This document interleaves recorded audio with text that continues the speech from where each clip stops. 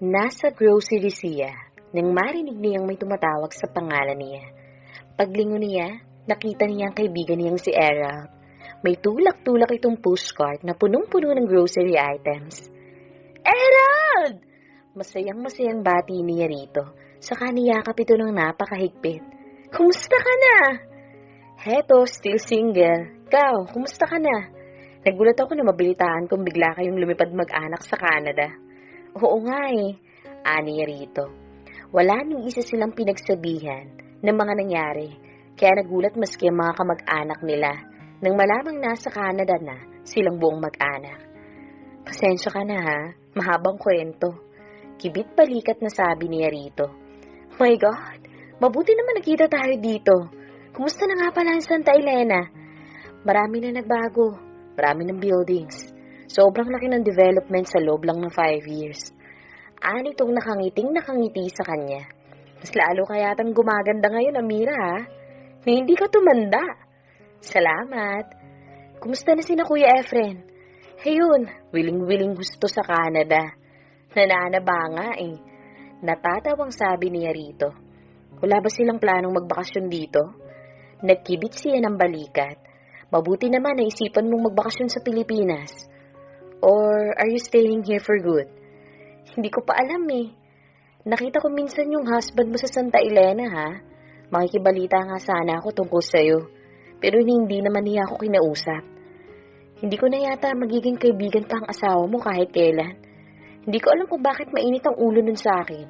Alam naman niya kahit naligwawan pa kita. Babastidin mo rin lang naman ako. Kaya wala siyang dapat na ikatakot. Pabiru pang sabi nito sa kanya. Napangiti na lamang siya. Wala pa nga pala itong alam sa kung anong nangyari sa marriage nila ni Caleb.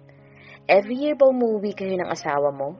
Ilang beses ko kasi siyang nakikita sa Santa Elena. Matagal na kaming hiwalay ni Caleb. Mahinang sabi niya rito. What? Nagulat na tanong nito sa kanya. You mean? Napabuntong hininga ito ng malalim. Kaya pala ilang beses ko siyang nakitang may kasamang ibang babae. At parang, never mind.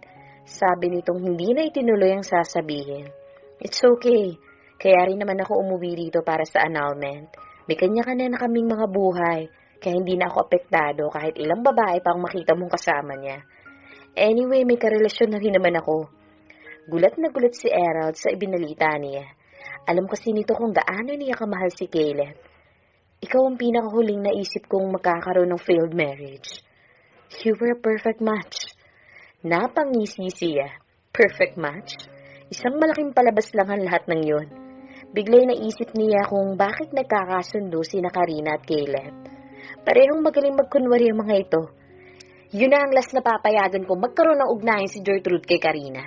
Hindi ko napapayagan na makausap ng anak ko ang babaeng yun. Pahayag ng Amira kay Caleb. Nang puntahan siya nito sa unit para kuhanin ng bata. Kumunot ang noo ni Caleb. Ano bang kinaiinis mo kay Karina? Tanong nito sa kabahagyang napangisi. Don't tell me nagsiselos ka sa kanya.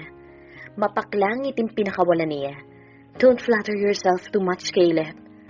Gaya nga ng sinabi ko noon, hindi na akong Amira na parang tangang baliw na baliw sa'yo. Natauhan na ako. Sabi niya rito. Ikaw ang pinakahuling lalaking gusto kong makasama. Really? Hindi yan ang naramdaman ko nung huling beses kitang angkinin, Amira. Paalala nito sa kanya. Pinamulahan siya ng muka. Gusto niyang murahin ang kanyang sarili. Bakit nga ba naging marupok na naman siya sa lalaking ito ng araw na yun? Huminga siya ng malalim, saka tumibid ng tindig. Hindi na siya magpapatinag pa sa lalaking ito. Well, I must admit, bumigay ako that night. Siguro dahil may isang bagay lang akong gustong matiyak. Ngayon sigurado na akong mas magaling si Tom kesa sa'yo. Nagulat siya nang hawakan siya nito ng marahas at siilin ng halik. My God, nagiging marupok na naman siya sa piling ng lalaking ito. Pero alam niyang ginagawa lamang nito iyon para subukan ang katatagan niya. Kaya pilit niyang nilabanan ng init na nararamdaman kahit na napakahirap. Kahit na gustong-gusto na naman niyang bumigay. Kahit na nararamdaman na naman niya ang panghihina ng kanyang mga tuhod. Pero this time, titiyakin niyang mas mananaig ang utak niya kaysa sa kanyang puso. Mariin niya itong itinulak at saka sinampal ng ubod ng lakas. Hayop ka! Kung noon pumapayag akong bastos-bastusin mo, hindi na ngayon. Kinasusuklaman kita. Pinagsisisihan ko ang bawat sandaling ibinigay ko ang sarili ko sa'yo. Nandidiri ako sa tuwing maaalala ko na minsan sa buhay ko nagmahal ako ng isang kagaya mo. Tapos na ako sa katangahan kong yun. Kaya pwede ba? Tigilan mo na yung kayabangan mong yan. Nakakadiri ka. At wag na wag mong maiisip na pinagseselosan ko si Karina. Anong dapat kong ipagselo sa kanya? Kanyang-kanya ka na. Hindi kita aagawin sa kanya. Masaya na ako sa buhay ko ngayon. Masaya na ako sa piling ko kay Tom. At hindi ko siya ipagpapalit sa isang lalaking kagaya mo. Nagpupuyo sa galit na sabi niya. Saka mabilis itong tinalikuran bago pa pumatak ang mga luha niya. Alam niyang lahat ng sinabi niya rito, kabaliktaran ng totoo niyang nararamdaman.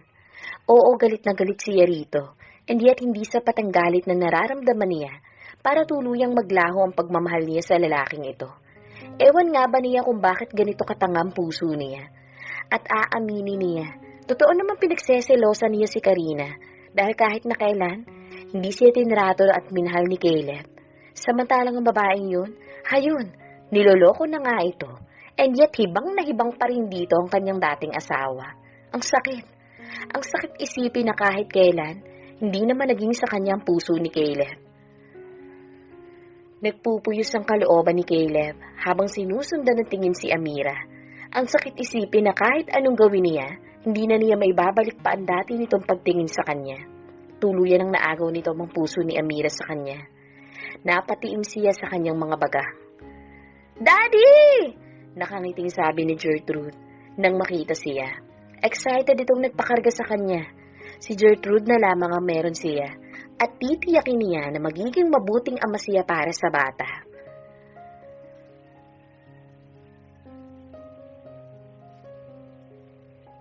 Hindi niya hahayaang pati ang pagmamahal ng bata maagaw na rin ni Tom sa kanya. Hello, my princess! Masayang bati niya rito. Saka hinalikan nito sa noo at niyakap na mahigpit. Daddy, did you fight with mommy? Kunot noong tanong nito sa kanya. Of course not. Why would I fight with her? I heard her yelling at you eh. Are you jealous with Tito Tom, Daddy? Usisa nito sa kanya. Saka pili ang pagkakangiti. Do you still love my mommy? I think mommy still loves you. Para siyang teenager na biglang kinilig sa tinura ng anak. Why did you say so? Nagkibit ito ng balikat. Napailing na lamang siya nang maisip na baka umaasa lang ito na magkakabalikan pa silang dalawa. Ano ba namang malay ng isang 5-year-old sa tunay na nararamdaman ng ina nito? Pagkatapos ng lahat ng ginawa niya rito, umaasa pa talaga siyang hanggang ngayon mahal pa rin siya nito. Narinig naman niya ang sinabi nito kanina. Pinagsisisihan ito na minsan sa buhay nito nagmahal ito ng isang kagaya niya. Hindi niya ito masisisi. Totoo naman ang lahat ng sinabi nito sa kanya. Tanga na nga lamang kung hanggang ngayon mahal pa rin siya nito. Masayang-masaya na ito sa piling nito. Parang gusto niyang magwala sa galit habang waring paulit-ulit niyang naririnig ang mga sinabing iyon sa kanya ni Amira kanina. Gusto niyang suntukin si Tom sa sobrang selos na nararamdaman. Ngunit anong karapatan niyang gawin yun? Minsan na siyang minahal ni Amira, ngunit pinakawalan lang niya ito.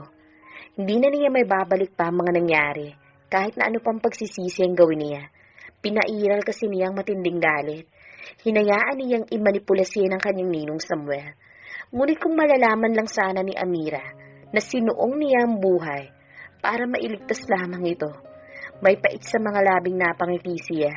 Muli bumalik sa kanyang alaala ang araw na kinidnap ito ng ninong Samuel niya. Paano nga ba niya makakalimutan ang pangyayaring yun? Nakatatak na yun sa kanya habang buhay. Napatingin siya sa kanyang isang binti nang maramdaman ang pagkirot noon. Ngunit tinikis niya ang nararamdaman para hindi makahalata si Gertrude. I think ayaw ni Amira na maging malapit ako sa anak mo. Nagtatampong sabi ni Karina nang ayaw payagan ni Amira ang bata na sumama sa kanila para mag-camping. Don't you think it's too childish of her to do that? Hindi ko naman papalitan ang pwesto niya eh. Gusto ko lang maging malapit sa anak mo. I know, tipid na sagot ni Caleb. Saka huminga ng malalim. Hindi niya alam kung bakit pinagbabawalan nitong maging close si na Gertrude at Karina. Wala siyang nakikitang mali sa bagay na yon. Pero hindi na lamang niya pipilitin si Amira kung ayaw niya maging malapit ang bata kay Karina para wala na lang issue pa. Ang mahalaga, hinahayaan siya nitong maging malapit sa kanyang anak. Bakit hinahayaan mo lang siyang magdesisyon tungkol sa bata? Hindi ba may karapatan ka rin naman pagdating kay Gertrude? Huwag kang pumayag na sunod-sunuran lang sa kung anong plano niya. Anak mo si Gertrude, kaya... Karina, please. As long as hinahayaan niya ako na makita ko ang anak ko, okay na ako doon. Huwag na natin palakihin pa to, okay? Pakiusap niya sa kasintahan. Pero gusto ko rin maging close sa anak mo, Caleb. Gusto kong ituring niya akong pangalawang ina. After all, kapag nakasal na tayo, magiging stepmother na niya ako. At kailangan tanggapin ni Amira ang katotohanan yun. Giit ni Karina sa kanya. Hindi siya umimik. Kung noon, desidido siyang pakasalan nito sa oras na mapawalang bisa ang kasal nila ni Amira. Ngayon parang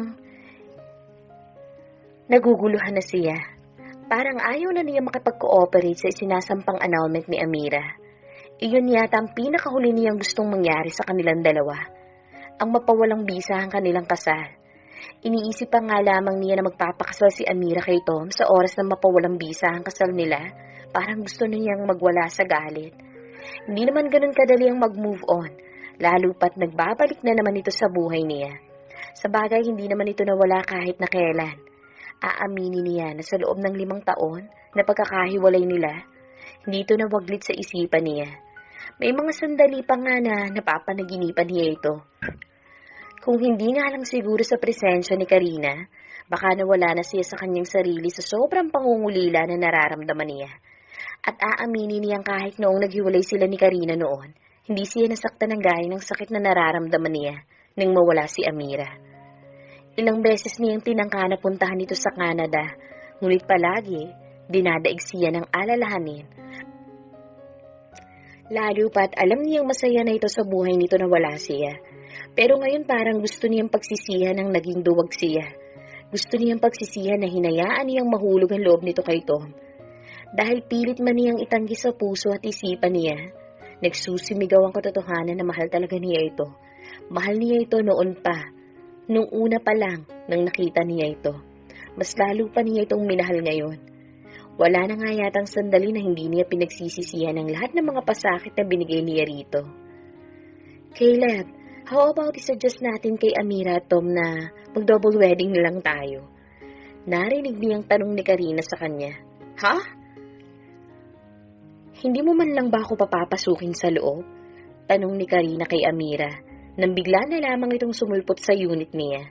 Ewan ba niya ngunit simula nang malaman niyang nagkukunwari lamang ito sa sakit nito, tinabangan na talaga siya dito. Ni ayaw na nga niya magkaroon ng ugnayan dito eh. Kinatatakutan niyang baka may mas malala pa siyang madiskubre sa pagkatao nito. Worse baka kung ano pang gawin nito kay Gertrude. Hindi niya dapat pagkatiwalaan ng mga taong gaya nito. Wala na ito sa matuwid na pag-iisip.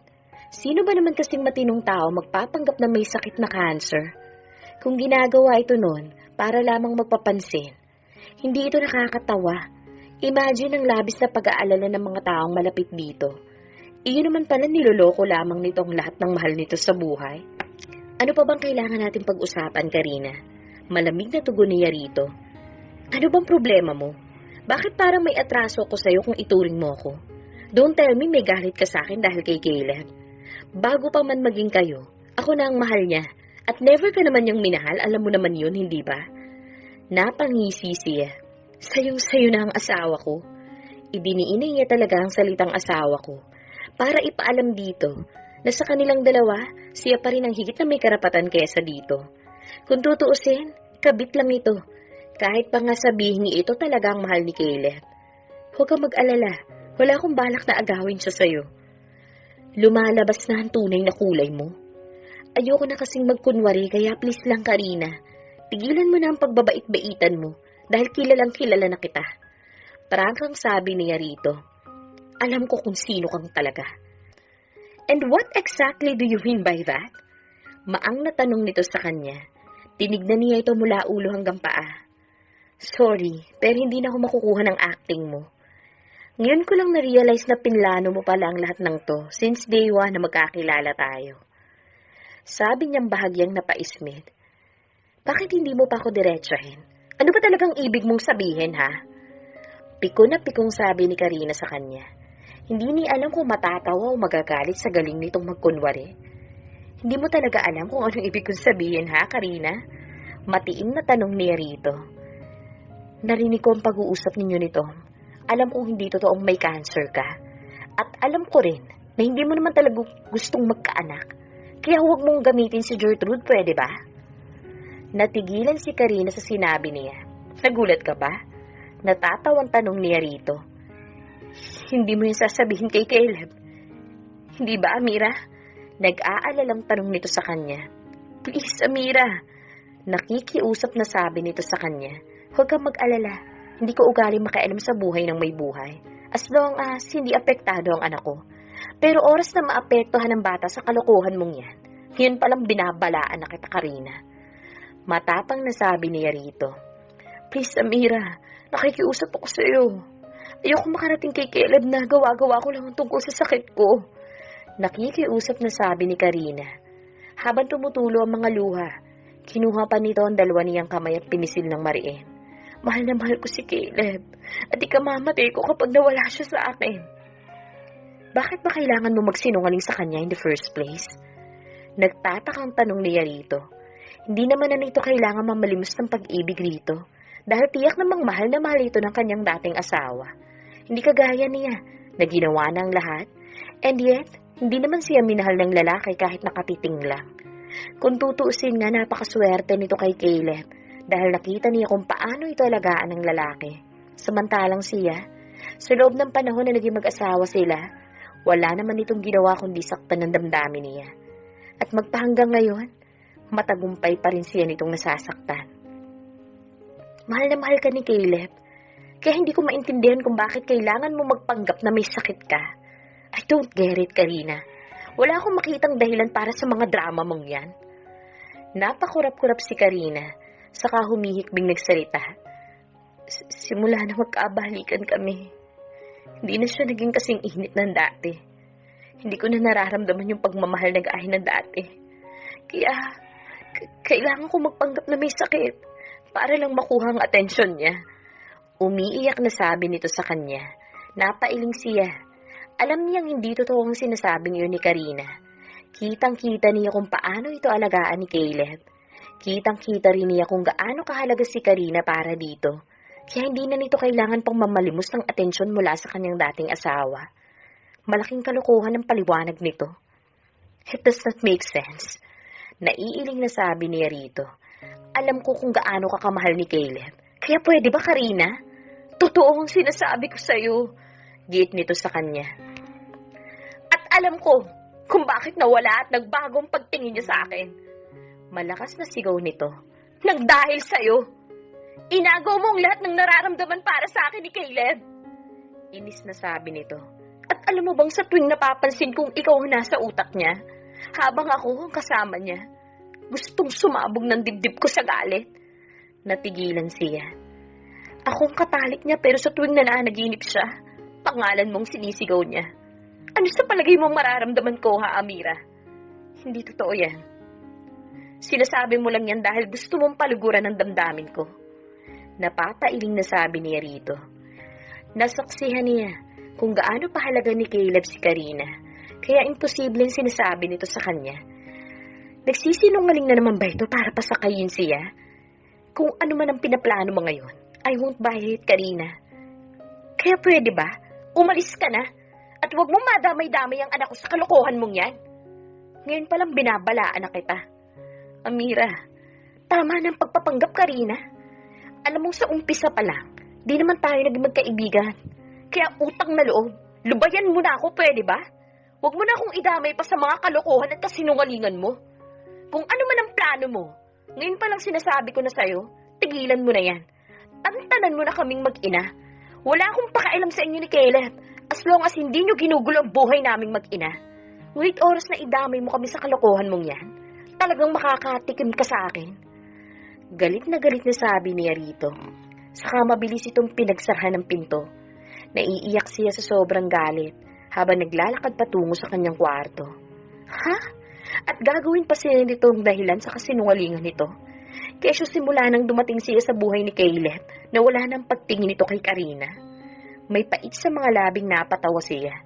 At sinong gagaw maniniwala sa kasinungalingan na yun? Alam na alam niya na ni Katiting ay di siya minahal ni Kaylet. Pinaglaruan lang nito ang damdamin niya. Kaya paano? Hibang na talaga ang babaeng yun.